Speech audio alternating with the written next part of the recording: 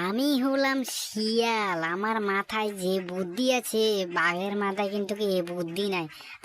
আজকে বাঘ মামাকে একটু বোকা বানাবো, বোকা। আজকে বাঘ মামা আসুক আমার কাছে।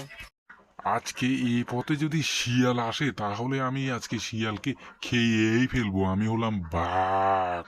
আমি এখন একটু ঘুমোই।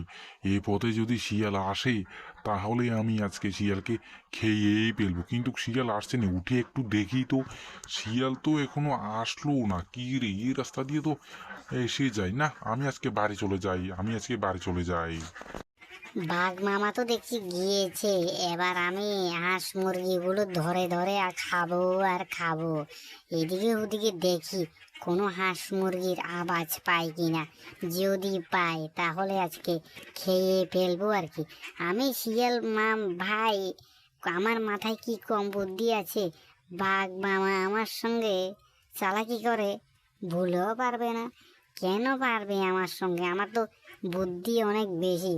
তার জন্য বাঘ মামা আমার সঙ্গে বুদ্ধি করে মোটেও পারবে না। আমার মাথায় যে বুদ্ধি আছে, বাঘ মামাকে বোকা বানিয়ে আমি এদিকে ওদিকে ঘুরে সব হাঁস মুরগিগুলো ধরে ধরে খাবো আর খাবো। এদিকে বাঘ মামা তো টেরই পাবে না আমি হলাম শিয়াল মামা। আমারও কম বুদ্ধি না, বুঝলে?